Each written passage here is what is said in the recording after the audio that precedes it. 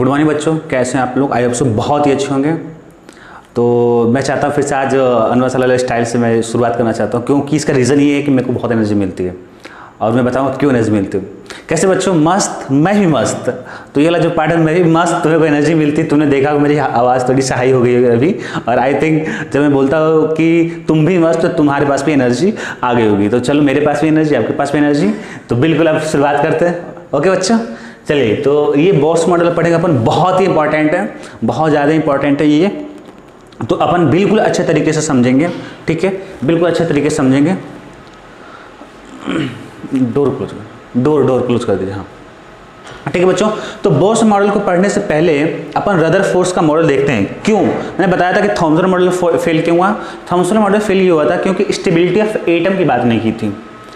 और जो आपका रदरफोर्ड मॉडल फेल हुआ था, तो उन्होंने क्या किया था रदरफोर्ड के मॉडल में कि उन्होंने स्टेबिलिटी ऑफ इलेक्ट्रॉन की बात नहीं की थी, मतलब बता नहीं पाया स्टेबिलिटी ऑफ इलेक्ट्रॉन। कैसी स्टेबिलिटी ऑफ इलेक्ट्रॉन नहीं बता पाया?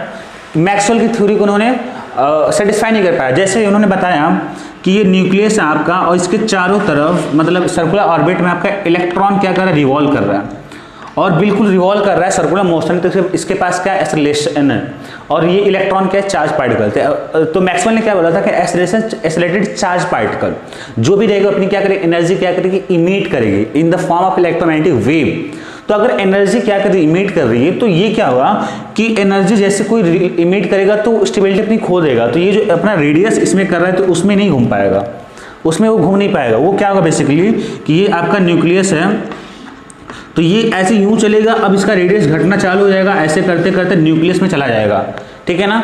न्यूक्लियस में चला जाएगा, न्यूक्लियस में प्लस और इलेक्ट्रॉन पे क्या माइनस, प्लस माइनस एक साथ खत्म कहानी, ठीक है ना? तो ये स्टेबिलिटी ऑफ इलेक्ट्रॉन को नहीं बता पाया था। पर ऐसा तो होता नहीं है, ऐसा तो होता नहीं है। इलेक्ट्रॉन क्या करता है? रिवॉल्व करता है। तो उन्होंने बेसिकली क्या है कि सब कुछ सही किया था, मैक्सवेल को एक्सप्लेन नहीं कर पाया था।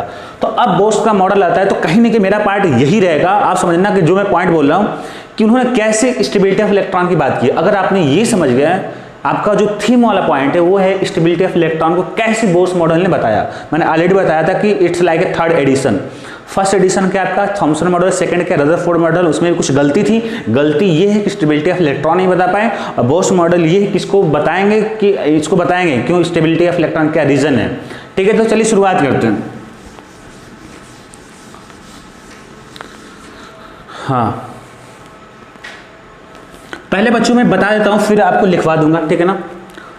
तो इन्होंने देखो बच्चों बताया क्या, इन्होंने बताया कि आप रदरफोर्ड ने बोला, जैसे इन्होंने बताया ये कि जो इलेक्ट्रॉन है ऐसा नहीं कि मतलब वो किसी भी ऑर्बिट में घूम रहा है, ऐसा कुछ नहीं है कि किसी भी ऑर्बिट में घूम रहा है। ये आपका न्यूक्लियस है, तो इलेक्ट्रॉन जो है एक ओनली सर्टेन एक मतलब सर्कुलर ऑर्बिट घूमता है, मतलब एक फिक्स ऑर्बिट में। हर एक इलेक्ट्रॉन के लिए एक फिक्स ऑर्बिट होता है, उसी में घूमता है। और उसी ऑर्बिट को मान लो ये मेरा न्यूक्लियस है और ये मेरा जो इलेक्ट्रॉन है इसी में घूमेगा, इसी फिक्स ऑर्बिट में। अब ये नहीं कि ये यहाँ घूमे या इसके इधर घूमे, ठीक है ना? एक फिक्स ऑर्बिट में, क्या बोलना? फिक्स ऑर्बिट में घूमता है, जिसे हम लोग बोलते हैं स्टेशनरी ऑर्बिट। क्या बोलते हैं? स्टेशनरी ऑर्बिट बच्चों। अब स्टेशनरी ऑर्बिट का मतलब क्या है? उन्होंने बताया कि स्टेशनरी ऑर्बिट में अगर कोई इलेक्ट्रॉन घूम रहा है तो वो एनर्जी इमिट नहीं करेगा। वो एनर्जी इमिट, आपकी एनर्जी जो है इमिट आपकी नहीं करेगा। अगर आपकी एनर्जी इमिट नहीं करेगा तो मैक्सवेल की थ्योरी को बता दिया। रदरफोर्ड कहाँ फेल हुए थे? उन्होंने बताया रदरफोर्ड फेल ये हो गए थे मैक्सवेल की थ्योरी को कि अगर कोई एक्सेलरेटेड चार्ज पार्टिकल है तो वो क्या करेगा? एनर्जी इमिट करेगा। अगर एनर्जी इमिट करेगा तो स्टेबिलिटी खो देगा। इन्होंने बताया कि भाई साहब ऐसा नहीं है, ये जो अगर स्टेशनरी ऑर्बिट में है तो एनर्जी इमिट नहीं करेगा। जब एनर्जी इमिट नहीं करेगा, उसके पास एनर्जी बनी है, तो उसी में इलेक्ट्रॉन, जो भी आपका इलेक्ट्रॉन है इसी में घूमता रहेगा, तो इसकी स्टेबिलिटी बनी हुई है। अब सवाल ये है कि आप कैसे बोल सकते हो कि एनर्जी इमिट नहीं करेगा? क्या मतलब कैसे? यह सवाल ये है कि कैसे पता करेंगे कि ये जो मेरा स्टेशनरी ऑर्बिट है, मतलब कहने मतलब ये है कि अगर ये बोल रहे हैं कि जो इलेक्ट्रॉन है किसी फिक्स ऑर्बिट में घूमता है, उसके लिए एक फिक्स ऑर्बिट होता है कि अगर ये वाला इलेक्ट्रॉन तो इसमें घूमेगा, के में घूमेगा, वो वाला इलेक्ट्रॉन तो एल में घूमेगा, ऐसे फिक्स ऑर्बिट होती है। तो कैसे पता करेंगे वो फिक्स ऑर्बिट में? तो दूसरा पॉइंट ये आता है पता करने के लिए कि electron revolve around the nucleus in those orbit, मतलब इलेक्ट्रॉन और न्यूक्लियस के चारों तरफ उसी ऑर्बिट में घूमते हैं जिसमें इलेक्ट्रॉन की एंगुलर मोमेंटम L या उसे बोले MVR एंगुलर मोमेंटम वो क्या हो h/2 का इंटीग्रल मल्टीपल हो, मतलब n से मल्टीप्लाई कर दिया है। कहने मतलब ये है कि जो एंगुलर मोमेंटम L है L = MVR = क्या n × h/2 ठीक है ना। तो क्या हो कि मतलब जो भी इलेक्ट्रॉन के एंगुलर मोमेंटम, जरा तुम ही देखो कि अगर ये इलेक्ट्रॉन है और ये वेलोसिटी v से चल रहा है और ये r रेडियस है, तो हमें पता है इसका angular momentum with respect to क्या न्यूक्लियस क्या होगा MVR होगा। तो बोला कि जो इलेक्ट्रॉन के एंगुलर मोमेंटम है h/2 के इंटीग्रल मल्टीपल हो h/2 के, यानी कहने मतलब कि बराबर में क्या आपका n × L बराबर क्या है n × h/ में क्या आपका 2 और इंटीग्रल मतलब क्या कि n की वैल्यू क्या हो गया आपकी 1 हो गया 2 हो गया 3 हो गया ऐसे। अब ये नहीं कि 1/2 1/3, तो ये कंडीशन थी बच्चों। और तीसरा पॉइंट ये है बच्चों, इनका तीसरा पॉइंट ये था कि एनर्जी इमिट करेगा। ऐसा नहीं कि एनर्जी इमिट नहीं करेगा, बताने कैसे कि अगर ये न्यूक्लियस है और ये 2 ऑर्बिट है, ऐसे मान लो क्या 2 ऑर्बिट 3 ऑर्बिट ले लो, और ये मान लो कि ये पहला ऑर्बिट है 1 मान लो, ये 2 मान लो, ये 3 मान लो, और सेकेंड ऑर्बिट में आपका इलेक्ट्रॉन क्या कर रहा है रिवॉल्व कर रहा है, घूम रहा है। तो उन्होंने बताया कि जिस ऑर्बिट में इलेक्ट्रॉन घूमता है तो उसके पास एक एनर्जी होती है, उस ऑर्बिट के रेस्पेक्ट में फिक्स एनर्जी स्टेट होती है। तो उन्होंने बताया कि अगर ये इलेक्ट्रॉन अगर उसी में घूम रहा है लाइक 2 में घूम रहा है, तो 2 जो है उस इलेक्ट्रॉन के लिए क्या है स्टेशनरी ऑर्बिट है, तो उसमें एनर्जी इमिट नहीं करेगा। लेकिन उन्होंने बोला कि अगर आप 2 से 1 में लेके जा रहे हो तो एनर्जी इमिट करेगा और एनर्जी क्या करेगा रिलीज करेगा, या 2 से 1 में आ जाए, एक और चांस है कि 2 से क्या आ जाए 3 में चला जाए, तो 2 से 3 में भी क्या करेगा इमिट, मतलब एनर्जी क्या करेगा इमिट करेगा। तो बेसिकली क्या है कि अगर आपका इलेक्ट्रॉन जंप कर रहा है एक ऑर्बिट से दूसरे ऑर्बिट में, और चाहे नीचे 1 में जाए या 3 में जाए, चाहे ये इलेक्ट्रॉन 1 में जाए या 3 में जाए, मतलब उसमें जाके क्या करे घूमे, तो आपकी एनर्जी इमिट करेगी। फिर से रिपीट करते हैं कि इलेक्ट्रॉन उसी ऑर्बिट में घूमता है जिसकी मतलब इलेक्ट्रॉन एक फिक्स ऑर्बिट में घूमता है जिससे अपने बोलते हैं स्टेशनरी ऑर्बिट, और उसमें एनर्जी इमिट नहीं करेगा, उसमें एनर्जी इमिट नहीं करेगा। तो सवाल तो अगर यहीं से पूछ सकते हो कि सर आखिर इमिट कब करेगा एनर्जी, तो एनर्जी कब इमिट करेगा, तो तीसरा बोलता है कि अगर वो स्टेशनरी ऑर्बिट से किसी दूसरे ऑर्बिट में जंप करता है या एक एनर्जी स्टेट से दूसरे एनर्जी स्टेट में जाता है। ऑर्बिट के पास क्या होती है एक एनर्जी स्टेट होती है, तो अगर एक ऑर्बिट से दूसरे एनर्जी स्टेट में जाता है तब आपका क्या होगा एनर्जी रिलीज करेगा। तीसरा क्वेश्चन यही हो सकता है कि सर बस क्वेश्चन करो जो भी इसके रूल है सारे मिल जाएंगे। तीसरा हो गया।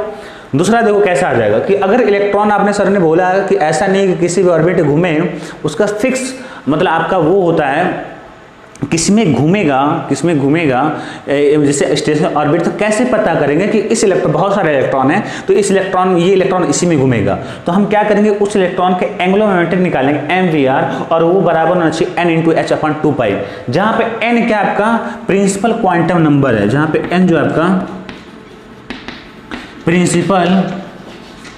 प्रिंसिपल क्वांटम नंबर है।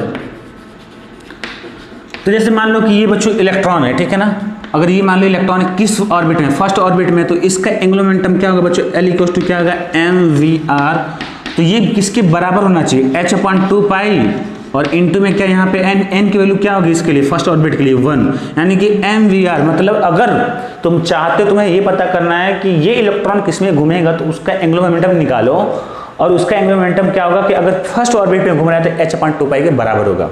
चलिए उसको लिख लेते हैं। तो ये मैंने आपको ओरल समझा दिया।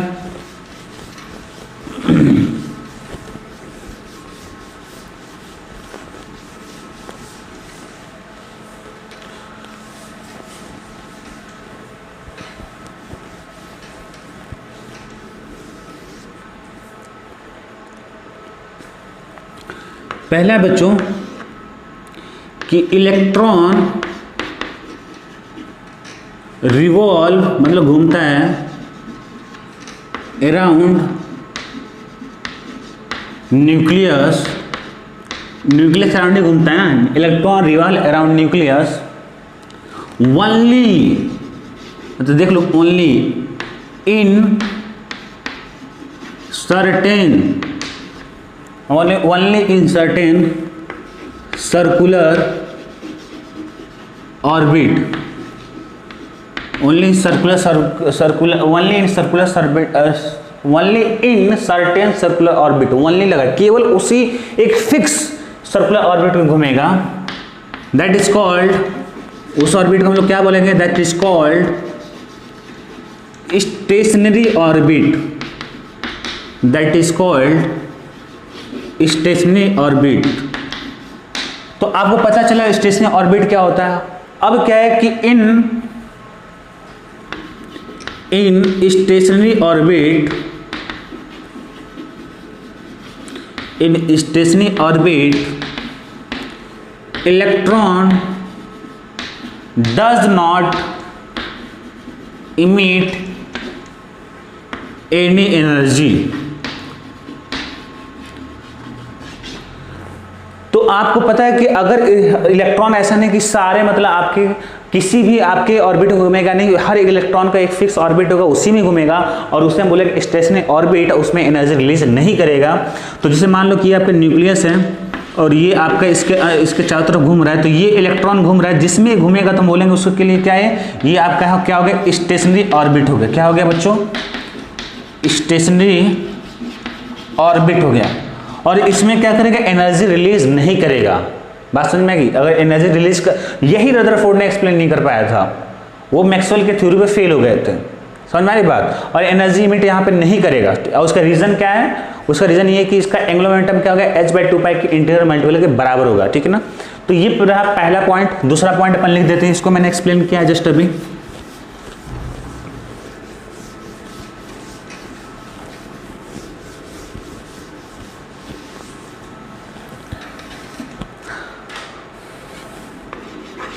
दूसरा पॉइंट ये बच्चों कि इलेक्ट्रॉन रिवॉल्व अराउंड, इलेक्ट्रॉन किसके अराउंड रिवॉल्व करते हैं, न्यूक्लियस, इन दोज ऑर्बिट। क्या बच्चों, इन दोज ऑर्बिट, मतलब दोज मतलब क्या, एक फिक्स ऑर्बिट, ऐसा नहीं किसी भी ऑर्बिट में। अब बता रहे किस ऑर्बिट में, electron revolve around nucleus in those orbit which have, बोला क्या, which have angular momentum of electron, which have angular momentum, या इन विच बोल सकते हैं कि in those orbit in which, जिसमें in which angular momentum of electron is integral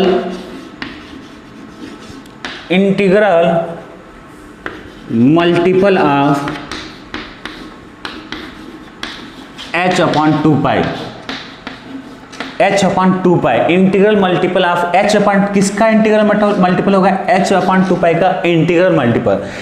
integer मतलब ये होता है बच्चों कि 1 2 3, फ्रैक्शन नहीं 1/2/3। तो जैसे वो ये क्या बोल रहे हैं कि भाई साहब, पहला तो उन्होंने बोला कि स्टेशनरी ऑर्बिट में करेगा, तो अब सवाल ये कि कौन सा स्टेशनरी ऑर्बिट, कैसे पता चलेगा कि वो स्टेशनरी ऑर्बिट है। तो बोला कि अगर मान लो जैसे न्यूक्लियस है और इसके चारों तरफ का इलेक्ट्रॉन घूम रहा है v वेलोसिटी से, और ये क्या आपका रेडियस r है, तो इसका एंगुलर मोमेंटम क्या मान लो बच्चों, l है।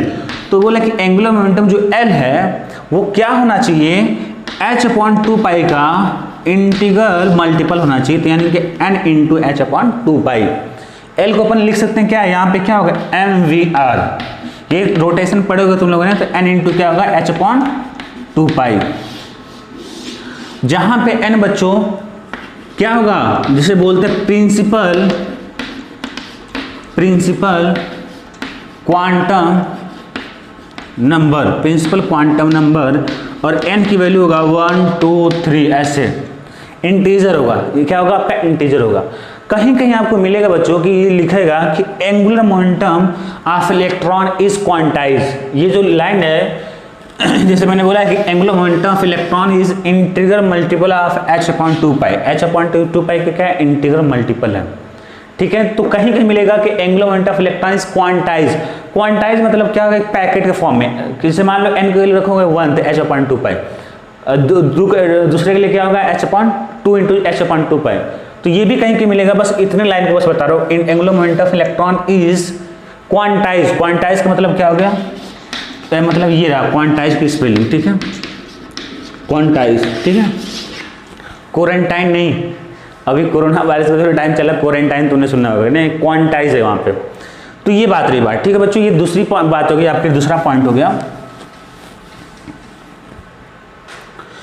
तो अगर मैं इसी को थोड़ा सा और अच्छी तरह से एक्सप्लेन करूँ तो देखो, ये आपका न्यूक्लियस है और ये मान लो कि मैंने 2 ऑर्बिट ले लिया, ठीक है ना, और एक इलेक्ट्रॉन इसमें है, दूसरा इलेक्ट्रॉन इसमें है, ये इसमें घूम रहा है और इसमें क्या कर रहा है, घूम रहा है। मान लो इसमें v1 वेलोसिटी है और इसमें क्या आपका v2 वेलोसिटी, ये r1 रेडियस है, ये क्या आपका r2 रेडियस है। तो अगर इसका पता करना हो, पहले वाले इसमें फर्स्ट ऑर्बिट में जो इलेक्ट्रॉन, इसका एंगुलर मोमेंटम क्या होगा बच्चों, m इंटू v1 r1। तो इसके लिए कंडीशन क्या है कि अगर इसमें घूमे तो यहाँ पे क्या होगा n इंटू h/2 पाई, तो n की वैल्यू यहाँ पे क्या होगा 1 होगा, तो इसके लिए 1 हो गया। इसके लिए दूसरे के लिए क्या होगा, तो m इंटू क्या होगा v2 इंटू r2, और यहाँ पे n की जगह क्या हो जाएगा बच्चों 2 हो जाएगा दूसरे ऑर्बिट में, और h/2 पाई। अच्छा तुम लोग पूछ रहे होगे कि सर h क्या है, तो h तो तुमने पढ़ा है, कई बार बताया है कि h जो है आपका प्लांक कांस्टेंट है, प्लांक्स कांस्टेंट। ये क्या बताओ, इसका क्या वैल्यू होता है 6.6 इंटू 10⁻34, शायद 10⁻34 ही होता है, हाँ। तो electron revolve around nucleus in those orbit which have in which angular momentum of electron is integral multiple of h/2 पाई, या यूं बोलें कि क्या क्या बोले, इंटीग्रल मल्टीपल ऑफ मतलब angular momentum of electron is quantize.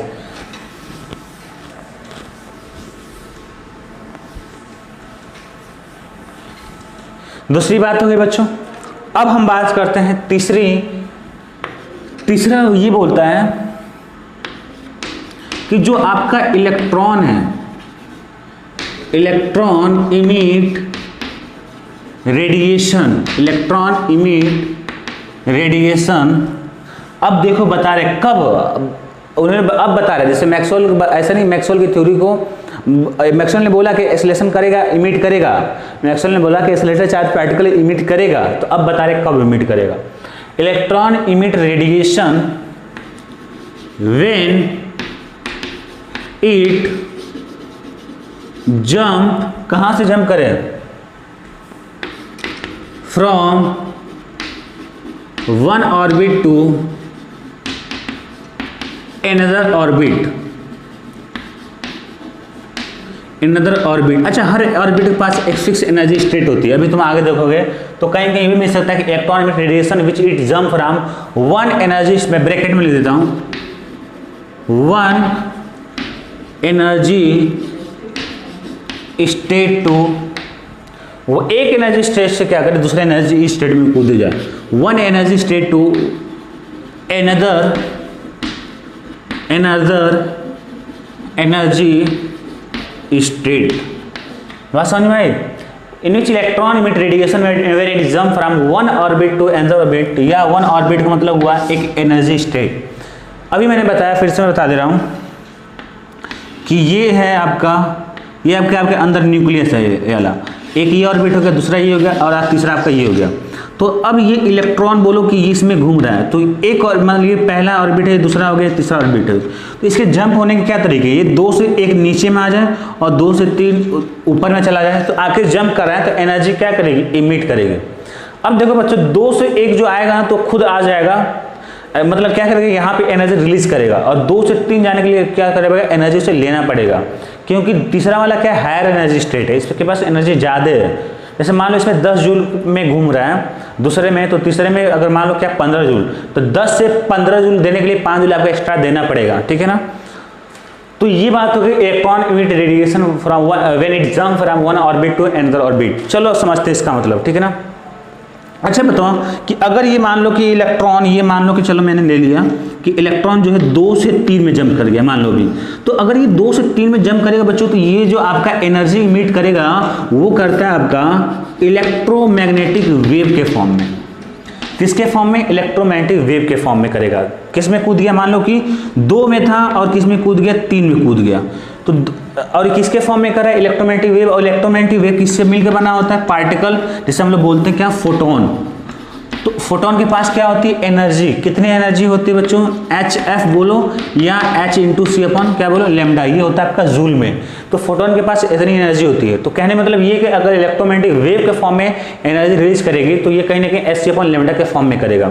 अब समझो बच्चों कि क्या होता है, ये होगा आपका डेल्टा E होगा, और डेल्टा E की वैल्यू होगा E इनिशियल माइनस क्या होगा, E फाइनल।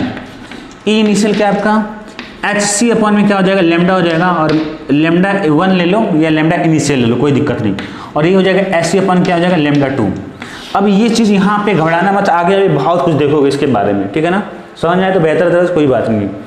मतलब क्या है delta E, change energy state, कितना एनर्जी का चेंज हुआ, ये इमिट अगर कर रहा है, इलेक्ट्रोमैग्नेटिक वेव इमिट कर रहा है, रिलीज कर रहा है, तो एनर्जी की चेंज की वजह से ना, जैसे मान लो 2 में था, तो 2 में इसके पास एनर्जी कितनी, E इनिशियल मान लो, जैसे 2, अगर यहाँ की एग्जाम्पल की मैं बात करूँ, अगर मैं यहाँ की बात करूँ इस केस में, तो देखो डेल्टा ई निकालने की अगर मैं बात करूँ, तो डेल्टा ई इनिशियल आपका माइनस क्या होगा, E फाइनल।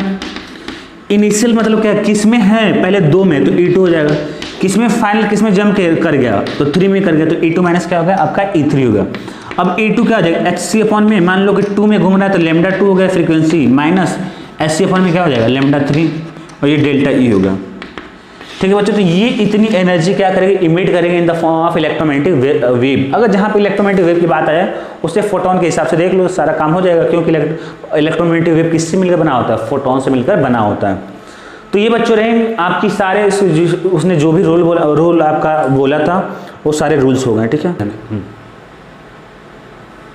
तो बच्चों ये बोस मॉडल के अंदर ये भी टॉपिक है, अभी आपने थ्योरेटिकल्स देखा आपने, तो इलेक्ट्रॉन मूविंग अराउंड न्यूक्लियस। अब आपके यहाँ पे चलेगी फिजिक्स, ठीक है ना, हालांकि वो भी फिजिक्स ही था, ऐसा नहीं है, वो पोस्टुलेट था आपका जो भी रूल रेगुलेशन दिया था। तो चलो शुरुआत करते हैं। जैसे कभी रदरफोर्ड में तुमने देखा था, उसका थ्योरी कुछ था, 1-2-3 पॉइंट थे, और फिर वहाँ पे भी हमने देखा था कि इलेक्ट्रॉन अगर घूम रहा है आपके न्यूक्लियस के चारों तरफ, तो हमने कुछ निकाला था, काइनेटिक एनर्जी, पोटेंशियल एनर्जी और क्या, टोटल एनर्जी।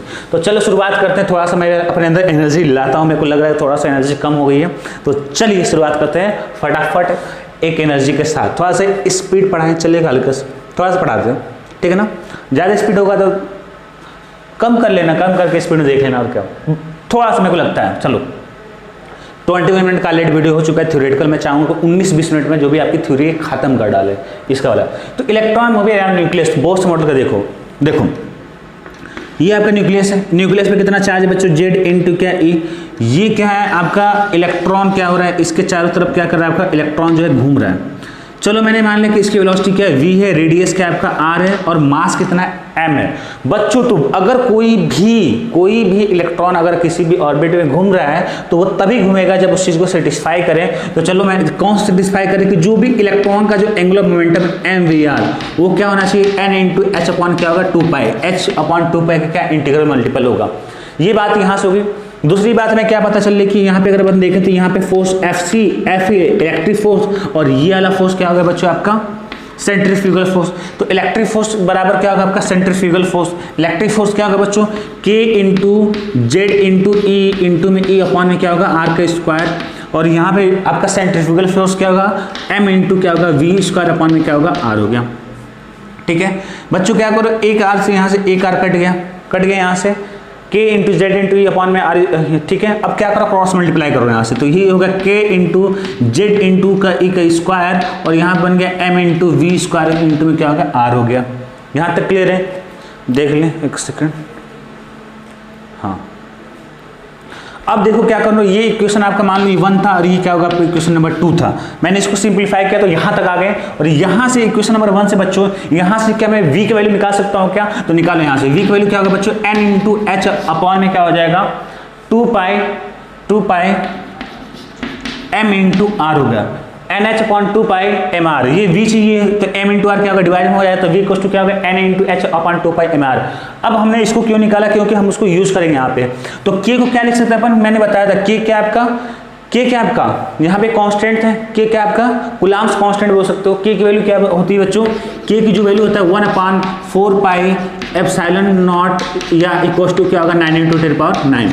तो k को अपन कन्वर्ट कर लेते हैं 1 अपॉन 4 पाई एप्सिलॉन नॉट। तो के को मैं लिखूंगा बच्चों 1/4 पाई एप्सिलॉन नॉट इंटू में जेड इंटू में ई का स्क्वायर एम हो गया, और एम इंटू आर लिख लेना, और वी स्क्वायर बच्चों क्या है वो लिख लेते हैं। तो वी का स्क्वायर करेंगे अपन, वी की वैल्यू कितना है एन इंटू एच अपॉन में क्या है 2 पाई एम इंटू आर का होल स्क्वायर। ठीक है, यहाँ तक बच्चों हो गया। ये मैंने v की जो यहाँ से v की वैल्यू निकाला मैंने यहाँ पे पुट कर दी थी, यहाँ पे क्या है v स्क्वायर है। चलो आगे सिंप्लीफाई करते हैं बच्चों, तो मैं इसको यहाँ पे मिटा देता हूँ, मैं इसको यहाँ पे मिटा देता हूँ, और आगे अपन देखते हैं क्या होने वाला है। ठीक है ना, आगे क्या होता है उसके लिए देख लें, क्या पूरे कैमरे में आ रहा है कि नहीं वहाँ तक, हाँ आ रहा है। चलो बच्चों तो आगे देखते हैं अपन, आगे अपन देखेंगे इसको सिंप्लीफाई में करता हूँ, तो मैं सिंप्लीफाई करता हूँ। तो ये क्या बच्चों आपका 1/4 पाई एप्सिलॉन नॉट है, जेड इंटू में ई की स्क्वायर हो गया यहाँ पे, और यहाँ पे हो गया एम इंटू आर, और यहाँ पे एम इंटू आर। चलो इसको ओपन करो तो तुम्हारा क्या बनेगा एन का स्क्वायर इंटू में क्या एच का स्क्वायर, और ये हो जाएगा आपका 4 पाई का स्क्वायर और एम का स्क्वायर इंटू में आर का स्क्वायर। 4 से 4 कट गया, 1 पाई से 1 पावर कट गया। ठीक है, और देखो कुछ कट रहा है कि हाँ 1 m से 1 m ये कट गया, 1 r से 1 r ये कट गया।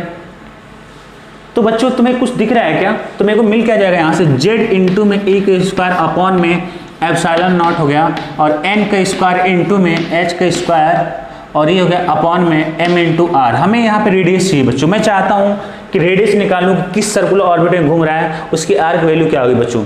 तो आर की वैल्यू के लिए मैं क्या करूँगा, क्रॉस मल्टीप्लाई करूँगा, इधर करूँगा, तो आर मेरा यहाँ से बन जाएगा कि एप्सिलॉन नॉट इधर जाएगा, तो एप्सिलॉन नॉट n का स्क्वायर h का स्क्वायर अपॉन में m इंटू ई का स्क्वायर इंटू में क्या हो गया z हो गया। तो ये बच्चों मेरी r की वैल्यू आ गई, ये मेरी r की वैल्यू आ गई। और तुम लोग अब जो है तुम लोग घबरा रहे होगे कि इतना बड़ा r की वैल्यू कैसे आ गया है ना। एक सेकेंड, पाई एम,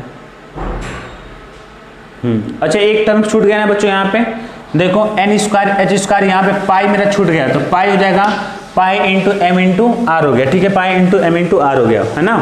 तो यहाँ पे मेरा क्या हो जाएगा पाई हो जाएगा, तो नीचे मेरा हो गया पाई एम इंटू में ई स्क्वायर इंटू में क्या होगा आपका जेड, ऊपर में है एप्सिलॉन नॉट एच का स्क्वायर या एन का स्क्वायर इंटू में एच का स्क्वायर। ये मेरा आर की वैल्यू हो गया। अब बोलोगे सर इतना बड़ा इक्वेशन है, इतना बड़ा इक्वेशन कैसे अपन करेंगे, तो ये सब इक्वेशन आपकी यूज नहीं होंगे। देखो इसको सिंप्लीफाई करना है, अब मैं बताऊंगा कैसे इसके क्वेश्चन बनते हैं। ये इतना बड़ा दिख रहा है पर अपने को क्या करना है, इतना बड़ा अपने को यूज नहीं करना है, बस देखो अब देखो बताते हैं इसमें करना क्या है। अच्छा तो इसको तुम लोग ऐसे लिख सकते हैं r equal to epsilon into में एच के स्क्वायर अपॉन में पाई एम इंटू में ई स्क्वायर, और इसे क्या करो n इंटू एन का स्क्वायर इंटू अपॉन में क्या करो z कर लो, n का स्क्वायर अपॉन में क्या करो z है ना, एप्सिलॉन नॉट h का स्क्वायर अपॉन में पाई m इंटू स्क्वायर इंटू में n स्क्वायर अपॉन z। ये बच्चों क्या आपका पूरा क्या है कांस्टेंट है, ये पूरा क्या है कांस्टेंट है, तो इसकी कोई ना कोई वैल्यू आ जाएगी। देखो कांस्टेंट कैसे है, एप्सिलॉन नॉट की वैल्यू जो होती है बच्चों 8.8 इंटू 10⁻12 होती है। h प्लॉन्क कांस्टेंट की वैल्यू आई थिंक 6.6 इंटू 10⁻34 होती है। और ये जो आपका ये पाई की वैल्यू तुम्हें पता है 3.14 और m की जो वैल्यू होगी, m क्या है मास ऑफ इलेक्ट्रॉन है और e क्या है चार्ज है, तो ये e की वैल्यू हो गया 1.6 इंटू 10⁻90 और मास ऑफ इलेक्ट्रॉन कितना होता है आई थिंक 9.1 इंटू 10⁻31 यही होता है शायद है ना, हाँ वही होता है। तो आप देख लो एप्सिलॉन की वैल्यू पता है, h की वैल्यू पता है आपको, m की वैल्यू पता है, e की वैल्यू पता है, पाई की वैल्यू पता है। तो आप क्या करोगे इसे पुट करोगे तो इसका कुछ वैल्यू आ जाएगा, जो मैंने कांस्टेंट माना उसका कुछ वैल्यू आ जाएगा। और वो बच्चों जो वैल्यू आता है आपका अगर पुट करने पे वो आता है r इक्वल टू इसकी वैल्यू आता है वो 0.529 आता है, कितना आता है 0.529 ये पूरा एंगस्ट्रॉन्ग में आता है बच्चों। तो ये क्या आता है पूरा एंगस्ट्रॉन्ग में आता है, ये पूरा इसकी वैल्यू आर की वैल्यू आता है 0.529 इंटू में एंगस्ट्रॉन इंटू में क्या होगा एन स्क्वायर अपॉन में जेड। क्या ये मेरा इसको मैंने क्यों अलग कर दिया, क्योंकि मेरा वेरिएबल है एन क्या है number of principal quantum number है। फर्स्ट सेल के लिए क्या हो गया, फर्स्ट ऑर्बिट के लिए 1 हो गया, सेकंड ऑर्बिट के लिए 2 हो गया। जेड एटॉमिक नंबर है, जेड क्या है एटॉमिक नंबर, लाइक अगर मान लो हाइड्रोजन तो 1 हो जाएगा, हीलियम है तो 2 हो जाएगा। तो यहाँ पे मैं क्या करता हूँ इसको लिख लेता हूँ, आर की वैल्यू हो जाएगा 0.529 n स्क्वायर अपॉन में क्या हो गया, z हो गया। और ये किस में आएगा बच्चों, आपका एंगस्ट्रॉम में। यूनिट ये आपको ध्यान रखना है, ये जो आएगा आपका एंगस्ट्रॉम में आएगा। तो R की वैल्यू 0.529 इंटू में n स्क्वायर अपॉन में क्या, z हो गया। तो यही बताने चले, अब आपको ये यूज करना है, ठीक है ना। आपको यही फॉर्मूला याद रखना है, ये आपका डेरिवेशन था, बोर्ड के पॉइंट ऑफ व्यू से इंपॉर्टेंट है क्योंकि ये सब डेरिवेशन आपके आते हैं। तो R की वैल्यू हो गया बच्चों 0.529 इंटू में n स्क्वायर अपॉन में z इंटू क्या, एंगस्ट्रॉम हो गया। अच्छा यहाँ से बच्चों अगर मैं देखूं तो मेरा R किसके प्रोपोर्शनल है, n स्क्वायर अपॉन में क्या हो जाएगा, z हो जाएगा। R किसके प्रोपोर्शनल है, n स्क्वायर अपॉन z हो जाएगा। तो यहाँ से अपने कुछ मिल रहा है सीखने को, अगर अपन यहाँ से देखें तो यहाँ से तुम्हें पता है, मैं प्रोपोर्शनल का कॉन्सेप्ट और इनवर्स प्रोपोर्शनल कॉन्सेप्ट बताया था। जैसे मान लो कि अगर मान लिया फॉर हाइड्रोजन एटम, अगर आपने हाइड्रोजन एटम मान लिया तो z की वैल्यू क्या हो गया, 1 हो गया। तो अगर z की वैल्यू 1 हो गया तो R किसके प्रोपोर्शनल हो गया, n स्क्वायर के। इसका मतलब ये चलता है कि जो भी हाइड्रोजन एटम का जो ऑर्बिट का रेडियस होगा किसके प्रोपोर्शनल हो गया, उसके प्रिंसिपल क्वांटम नंबर के, यानी कि नंबर ऑफ सेल्स बढ़ेंगे तो उसकी रेडियस बढ़ेगी। देख लो कि ये आपका ये सेल, देखो नंबर ऑफ सेल्स बढ़ रहे हैं तो रेडियस बढ़ रही है, इसके लिए ये रेडियस, इसके लिए ये रेडियस, इसके लिए ये रेडियस है, ठीक है ना। अब ऐसे करेगा कि अगर मान लो क्या करेगा, ऐसे दे देगा कि कैसे, अगर मान लो कि इसको ऐसे भी लिख सकते हैं ना, R1 अपॉन में क्या, R2 इक्वल टू क्या आ जाएगा, N1 अपॉन में क्या, N2 का होल स्क्वायर। तो ऐसे क्वेश्चन बनते रहेंगे, या समथिंग कभी n का वैल्यू फिक्स कर दे और R is proportional to inversely proportional to 1 upon z कर दे, तो अपन क्वेश्चन को देखेंगे, उसमें कोई टेंशन वाली बात नहीं है। तो ये बात नहीं यहाँ पे। अच्छा यहाँ पे इसका मतलब आप क्या सीखें, अगर मैं हाइड्रोजन की बात करूँ, अगर हाइड्रोजन की, तो अगर आप मान लो कि आप जो है फर्स्ट ऑर्बिट से सेकंड ऑर्बिट में गए, ये क्या है आपका फर्स्ट ऑर्बिट है, 1 है, ये आपका अंदर न्यूक्लियस है, और ये क्या आपका सेकंड ऑर्बिट है। और तो अगर आप फर्स्ट ऑर्बिट के लिए n की वैल्यू क्या है, 1 है, तो मान लो r रेडियस है, जैसे ही मतलब n की वैल्यू 2 होगा सेकंड ऑर्बिट, तो आपका रेडियस क्या हो जाएगा, उसका स्क्वायर हो जाएगा। तो रेडियस क्या होगा, 2 का स्क्वायर होगा 4, तो पूरा रेडियस क्या होगा कि अगर ये इसकी r रेडियस है तो ये क्या होगा, सीधे क्या होगा 4r हो जाएगा। उसी तरह बच्चों अगर मैं थर्ड ऑर्बिट की बात करूं तो n की वैल्यू क्या हो जाएगी, 3 हो जाएगी, तो 9 टाइम। देख रहे हो कि पहला r है तो सेकंड 4 टाइम्स है, थर्ड क्या है 9 टाइम्स है। तो ये इतना मतलब आपका ऐसे बढ़ रहा है, ठीक है, कि ये इतना रेडियस है, सेकंड इतना बड़ा और सेकंड उससे बड़ा 9 टाइम। तो r is proportional to n square, ठीक है ना। तो ये बात हो गई रेडियस की बात हो गई। चलो तो हमने एक रेडियस का एक्सप्रेशन देख लिया, आपका ये हो गया। आगे बढ़ते हैं।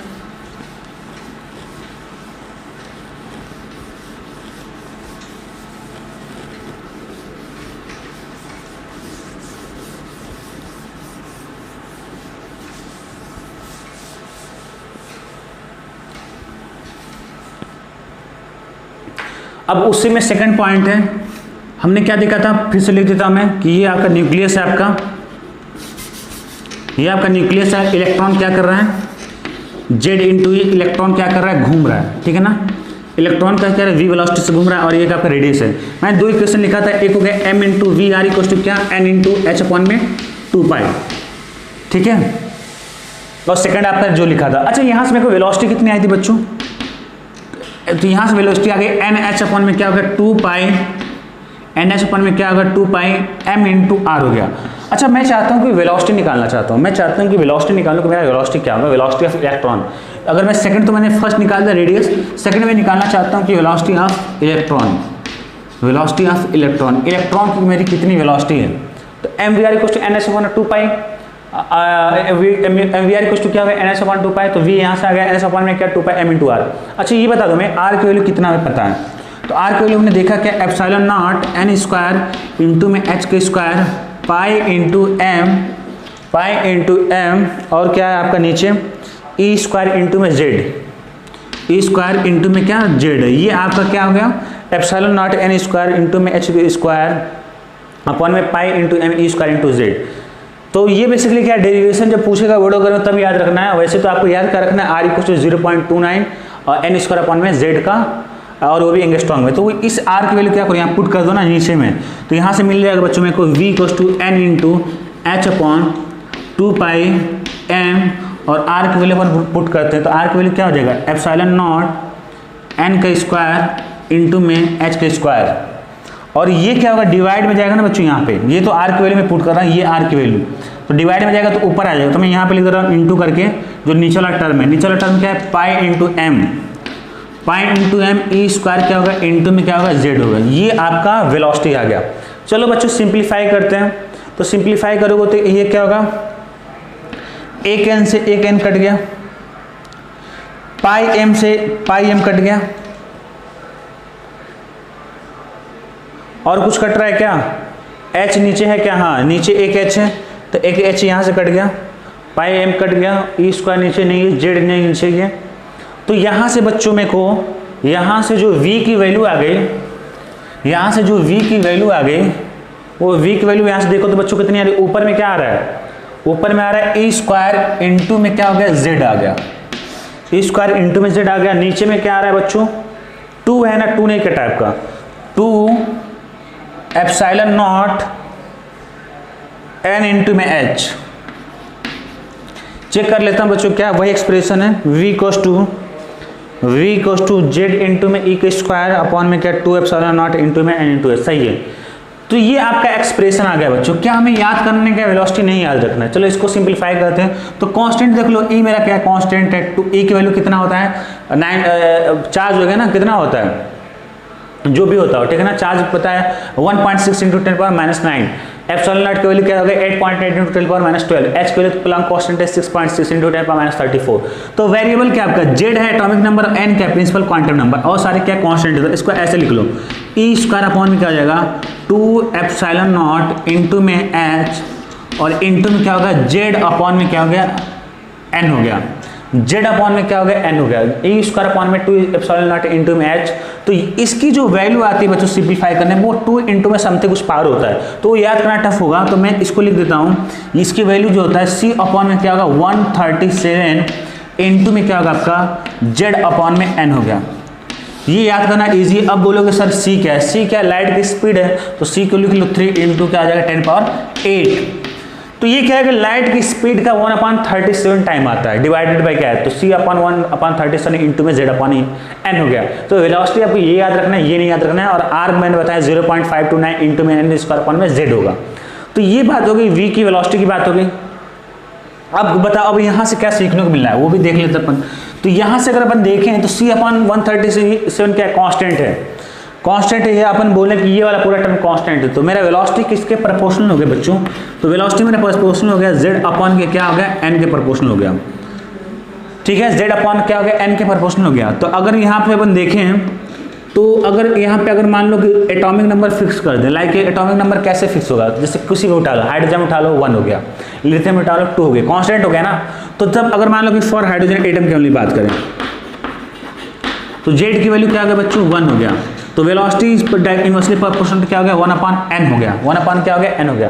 यानी कि जो वेलोसिटी है n के क्या इनवर्सली प्रोपोर्शनल है, यानी कि जितना सर्कुलर ऑर्बिट बड़ा होता जाएगा n के लिए बढ़ेगी तो वेलोसिटी क्या होगी घटेगी वेलोसिटी। या आपका न्यूमेरिकल्स में इसको ऐसे कर देगा कि अगर पहले ऑर्बिट में इसकी वेलोसिटी इतनी तो सेकंड में कितनी हो जाएगी। तो उस समय ये फॉर्मूला तुम लोग लगाना, इसको लिख सकते हो क्या v2 अपॉन में v1 इक्वल टू क्या हो सकता है n1 अपॉन में n2। अब ये लोग याद मत करना तुम लोग, इसको ये समझो, प्रोसेस बस फॉलो करो। ये कब होगा जब हाइड्रोजन इसका जेड वैल्यू फिक्स हो जाएगी। या तुम ले लो, जैसे मान लो क्या ले लो, सोडियम ले लो, तो जेड वैल्यू क्या हो गया 10 हो गया, एल्युमिनियम ले लो 13 हो गया, तो कोई दिक्कत नहीं है। तो ऐसे अपन कर लेंगे।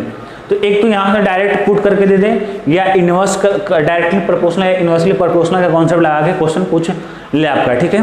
तो अच्छा, ये आपकी क्या होगी वेलोसिटी अपन ने निकाल लिया, ये आप हमने निकाल लिया वेलोसिटी, ठीक है। चलो और थोड़ा सा कुछ देख लिया जाए बच्चों, और थोड़ा सा कुछ अपन देख लेते हैं।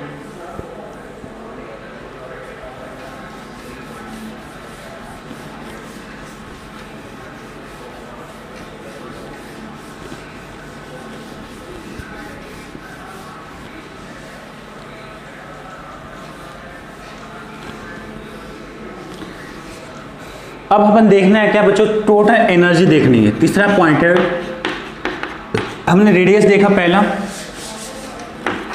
हमने रेडियस देखा, वो क्या होगा 0.529 इंटू में क्या हो गया n स्क्वायर अपॉन में z हो गया। वेलोसिटी देखना हमने क्या हो गया v इक्वल टू हो गया c अपॉन में क्या 137 इंटू में क्या हो गया z अपॉन में n, ये है ना शायद, हाँ z अपॉन में n है, याद रखना बिल्कुल अच्छे से, बहुत कन्फ्यूजन हो सकता है, ये बात हो गई। और एक तो ये भी याद रखना है फॉर्मूला भी, और सेकंड आपको ऐसे भी समझना है कि जो मेरा r है किसके प्रोपोर्शनल है n स्क्वायर अपॉन z के, और वेलोसिटी किसके प्रोपोर्शनल है, z अपॉन n के। तो ये बात होगी, क्या होगी आपकी रेडियस की बात होगी और वेलोसिटी की बात होगी। चलो अगर अब आगे बढ़ते हैं हम लोग, तो हम लोग आगे बढ़ते हैं और अपन देखेंगे यहाँ पे तीसरा पॉइंट टोटल एनर्जी। तीसरा पॉइंट हम लोग देखने वाले बच्चों टोटल एनर्जी ऑफ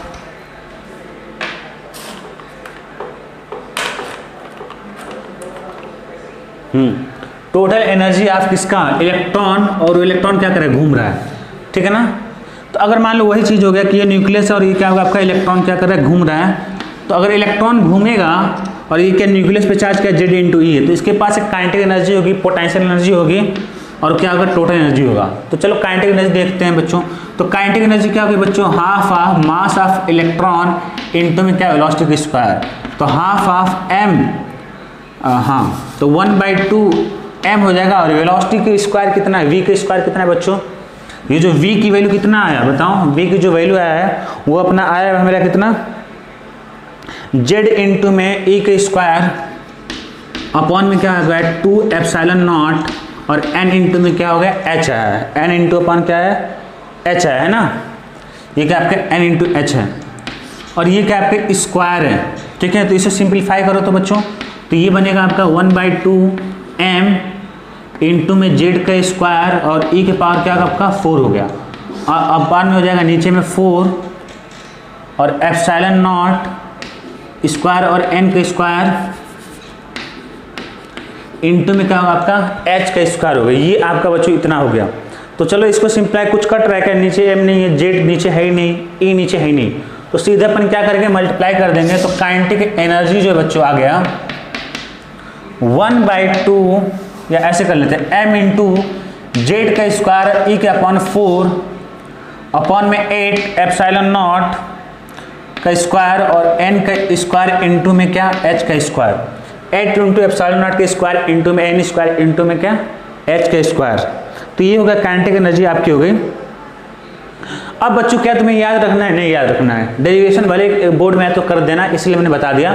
याद क्या करना, देखो सारे कांस्टेंट लगा दो। वेरिएबल क्या है, एटॉमिक नंबर आपका वेरिएबल है, और क्या है आपका ये वेरिएबल है, और सारे constant, mass of electron, electron e पे चार्ज कितना हो गया, और एप्सिलॉन नॉट और h हो गया। तो काइनेटिक एनर्जी जो मेरी बच्चों हो गई वो हो गया आपके क्या जेड स्क्वायर अपॉन क्या n स्क्वायर के प्रोपोर्शनल हो गया। तो काइनेटिक एनर्जी को मैं लिख सकता हूँ अपॉन में जेड अपॉन का n का होल स्क्वायर क्या हो गया, प्रोपोर्शनल हो गया। तो ये तो आपको मैंने बता दिया। तो क्वेश्चन आपका डायरेक्ट बनना होगा तो यहीं से बनेगा, और यहाँ से आपको नहीं बनेगा। अब ये बात ये कि क्या सर इतना करके याद रखेंगे, या इसका कोई तरीका है याद करने का कि काइनेटिक एनर्जी जो है जेड अपॉन एन का होल स्क्वायर का क्या होगा, प्रोपोर्शनल होगा। तो मैं बता देता हूँ, सिंपल है, बहुत ज़्यादा टफ नहीं है। अच्छा ये बताओ, मास ऑफ इलेक्ट्रॉन तो कांस्टेंट है, तो मेरा काइनेटिक एनर्जी किसके प्रोपोर्शनल हो गया, वेलोसिटी के प्रोपोर्शनल हो गया। और वेलोसिटी किसके प्रोपोर्शनल था आपका, z अपॉन n के प्रोपोर्शनल था। तो अगर वेलोसिटी z की प्रोपोर्शनल हो गया तो उसकी वैल्यू पुट कर दो z अपॉन n का, तो z अपॉन n का क्या होगा, होल स्क्वायर हो गया। आ गया इतना ये चीज़। तो ये पूरा जो मैं नौटंकी कर रहा हूँ वो बोर्ड के पॉइंट ऑफ व्यू से कर रहा हूँ कि भाई डेरिवेशन आ गया तो आपको पता होना चाहिए। अगर कंपटीशन के पॉइंट ऑफ व्यू से देखो तो बस आप वेलोसिटी को पता रखो कि वेलोसिटी क्या होता है, z अपॉन n होता है। तो काइनेटिक एनर्जी क्या होगा, वेलोसिटी की स्क्वायर है, तो z अपॉन n का क्या होगा, स्क्वायर होगा। दैट्स इट, कहानी खत्म। तो ये हमने देख लिया बच्चों, काइनेटिक एनर्जी आपकी इतनी आगे, काइनेटिक एनर्जी कितनी आगे बच्चों, ये हो गया आपका इतना। अब अपन आते हैं बच्चों कि अगर दो चार्ज है तो उनके पास कुछ पोटेंशियल एनर्जी होगी, और पोटेंशियल एनर्जी मैंने बताया था यहाँ पर कितना होगा बच्चों, माइनस के जेड इंटू में ई के Q1 Q2, के Q1 Q2 अपॉन में क्या हो जाएगा, आर होगा। तो इनके बीच का डिस्टेंस क्या है, रेडियस है। न्यूक्लियस जेड है और इलेक्ट्रॉन पे क्या है इतना, इनके बीच का रेडियस क्या है, आर है। तो जो पोटेंशियल एनर्जी देख लो बच्चे, सिंप्लीफाई कर देते हैं तो के की वैल्यू क्या होता है, 1 अपॉन क्या होगा 4 पाई एप्सिलॉन नॉट हो गया, और ये ऊपर में बन जाएगा क्या आपका इंटू में जेड इंटू में ई का स्क्वायर, और इंटू में क्या है आर रेडियस है, और आर रेडियस की वैल्यू हमें पता है कितना होता है, एप्सिलॉन नॉट एन का स्क्वायर इंटू में क्या एच का स्क्वायर, और अपॉन में होता है आपका शायद वो होता है कितना, पाई एम ई स्क्वायर इंटू में क्या हो गया, जेड हो गया। ठीक है, पाई एम ई स्क्वायर इंटू में क्या हो गया, जेड हो गया। तो इसको पूरा मिटा के मैं ऊपर लिख सकता हूँ, ये नीचे वाला टर्म मल्टीप्लाई हो जाएगा, तो इंटू में जाएगा पाई एम ई स्क्वायर क्या हो जाएगा, इंटू में क्या होगा, जेड हो जाएगा। चलो कुछ काट पीट लेते हैं, कुछ कटता है तो जेड नीचे नहीं है, ई नीचे है, ई भी नीचे नहीं है, पाई है तो पाई से कट गया, एम है क्या नीचे नहीं है, ई स्क्वायर नहीं है, जेड नहीं है। तो पोटेंशियल जो एनर्जी की वैल्यू आगे बच्चों हो गया माइनस एम, ऐसे कर लो, minus M Z into Z कितना होगा, जेड का स्क्वायर हो गया, और ई इंटू ई स्क्वायर कितना, ई पावर 4 हो गया, अपॉन में हो गया एप्सिलॉन नॉट का स्क्वायर इंटू में एन का स्क्वायर, अपॉन में क्या हो गया एच का स्क्वायर। ये पोटेंशियल एनर्जी आ गई बच्चों कि माइनस एम इंटू जेड की स्क्वायर इंटू में क्या होगा आपका ई की स्क्वायर, ई की पावर क्या है 4 है, अपॉन में 4 एप्सिलॉन, अच्छा ये 4 बचा है ना बच्चों, 4 देख रहे हो ना कैसे छूट रहा है, तो तुम लोग के साथ भी छूटेगा जब बोर्ड में करोगे तो 4 एप्सिलॉन नॉट का स्क्वायर इंटू में एन स्क्वायर इंटू में एच का स्क्वायर।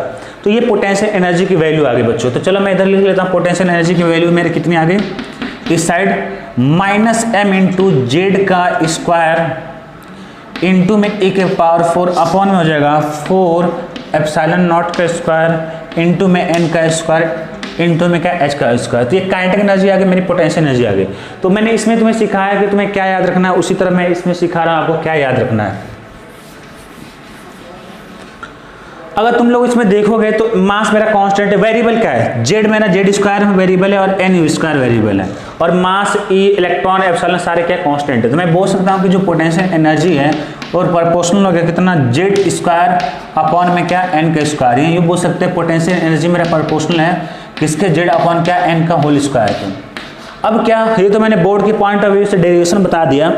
अब क्या मेरा सवाल ये है, क्या मेरे को हमेशा इतना सब कुछ करने के लिए मेरे को वो करने की जरूरत थी क्या, इसको पता करने के लिए कि पोटेंशियल एनर्जी मेरा जेड अपॉन एन का होल स्क्वायर है, इतना करने की जरूरत थी नहीं। देखो क्यों नहीं थी, अगर आपको पोटेंशियल एनर्जी मेरा क्या होता है माइनस के जेड इंटू में ई क्या अपॉन में आर। अब यहाँ से तुम लोग देखोगे कि जेड के जेड इंटू ई क्या आपका, हाँ तो ये क्या है, यहाँ से देखोगे तो देखो तो ये क्या होगा माइनस के इंटू में जेड इंटू ई स्क्वायर, के मेरा कांस्टेंट 9 × 10⁹ और ए इंटू ई मेरा क्या है, ई स्क्वायर मेरा क्या कांस्टेंट। तो मेरा पोटेंशियल एनर्जी किसके प्रोपोर्शनल हो गया, माइनस में ये होगा जेड अपॉन में क्या आर होगा। आर तो मेरा वेरिएबल है, आर मेरे को पता है, आर किसके प्रोपोर्शनल होता है, आर होता है शायद I think n square upon में जेड। आर क्या होता है 0.529 इंटू में क्या होता है एन स्क्वायर अपॉन में क्या होगा जेड, यानी कि किसके प्रोपोर्शनल हो गया आर, एन स्क्वायर अपॉन में क्या होगा जेड हो गया। तो यहाँ पे रख दो, यहाँ पे पुट करो तो एन स्क्वायर अपॉन में क्या होगा जेड। अब ये जेड ऊपर जाएगा तो क्या मल्टीप्लाई हो जाएगा, तो ये बन जाएगा स्क्वायर बन जाएगा। तो पोटेंशियल एनर्जी क्या होगा जेड स्क्वायर अपॉन में एन स्क्वायर, या इसी को लिख सकता हूँ क्या जेड अपॉन एन का होल स्क्वायर बस। तो बस आपको आर पता था और ये फॉर्मूला पता था, तो इतना पहुंच गए, उतना सब करने की जरूरत नहीं थी। तो मतलब बोर्ड के पॉइंट ऑफ व्यू से ये हो गया, सॉरी एग्जामिनेशन के पॉइंट ऑफ व्यू से आपका क्या होगा ये होगा, कंपटीशन एग्जाम के पॉइंट ऑफ व्यू से। मैं सारे न्यूमेरिकल्स कराऊंगा आपको एक ही लेक्चर में अच्छे से लेकर, टेंशन की कोई बात नहीं है। अच्छा मैं टोटल एनर्जी निकालना था ना बच्चों, टोटल एनर्जी, चलो देखते हैं टोटल एनर्जी। तो ये जो टोटल एनर्जी बच्चों, और ये क्या होगा काइनेटिक एनर्जी प्लस में क्या होता है पोटेंशियल एनर्जी होता है। तो काइनेटिक एनर्जी की जो वैल्यू है और पोटेंशियल एनर्जी की जो वैल्यू है, अगर उसे तुम पुट करोगे ना बच्चों, वो पुट करने के बाद, वो पुट करके जब सॉल्व करोगे, पुट करके सॉल्व करोगे, तो मैं बता रहा हूँ तुम्हारा क्या आता है, मैं सीधे लिख देता हूँ, वो सब करने की जरूरत नहीं है। तो वो टोटल एनर्जी तुम्हारा आता है बच्चों माइनस 13.6 इंटू में क्या जेड का स्क्वायर अपॉन में क्या एन का स्क्वायर इंटू में क्या एंगस्ट्रॉम आ गया। टोटल एनर्जी मेरा जो है वो बराबर हो गया -13.6 इंटू जेड के स्क्वायर अपॉन में क्या एन के एंगस्ट्रॉम और एन के स्क्वायर इंटू में एंगस्ट्रॉम। अब देखो कैसे इसको याद रखना है, देखो टोटल एनर्जी मेरा kinetic energy plus potential energy, मेरी काइनेटिक एनर्जी किसके प्रोपोर्शनल थी, वो प्रोपोर्शनल थी मेरी जेड अपॉन क्या जेड स्क्वायर अपॉन में क्या एन स्क्वायर के प्रोपोर्शनल, और मेरी प्रोपोर्शनल थी। और पोटेंशियल एनर्जी मेरी किसके प्रोपोर्शनल थी, तो जेड स्क्वायर अपॉन में क्या एन स्क्वायर के प्रोपोर्शनल। तो जब ये दोनों अगर समेशन करोगे तो भाई ये मल्टीप्लिकेशन थोड़ी हो रहा है कि पावर मल्टीप्लाई हो, समेशन है ना। तो ये बेसिकली क्या है कि टोटल एनर्जी भी क्या होगी उसी के प्रोपोर्शनल होगी, जेड स्क्वायर अपॉन में एन स्क्वायर। तो अगर ये प्रोपोर्शनल था तो ये से समझ लो कि ये क्या होगा कि ये कांस्टेंट की जगह पे आ गया -13.6। ये सब लॉजिक बता रहे हैं, एक तो ये तरीका कि बस आप करते जाओ रटते जाओ, और एक मैं बता रहा हूँ लॉजिक आपको कैसे काम करना है। तो टोटल एनर्जी क्या होगा -13.6 इंटू जेड स्क्वायर अपॉन में एन के स्क्वायर एंगस्ट्रॉम में, अरे बच्चों ये एंगस्ट्रॉम में नहीं होगा, एनर्जी है ना यहाँ पे, तो ये ईवी में होगा, इलेक्ट्रॉन वोल्ट में आएगा। ये कितना आएगा आपका, इलेक्ट्रॉन वोल्ट में आएगा। टोटल एनर्जी होगा -13.6 इंटू जेड के स्क्वायर अपॉन में क्या है, एन के स्क्वायर इंटू में क्या है, इलेक्ट्रॉन वोल्ट हो गया। ठीक है, ये टोटल एनर्जी किसके प्रोपोर्शनल है बच्चों, तो वो बच्चों है जेड के स्क्वायर अपॉन में एन के स्क्वायर।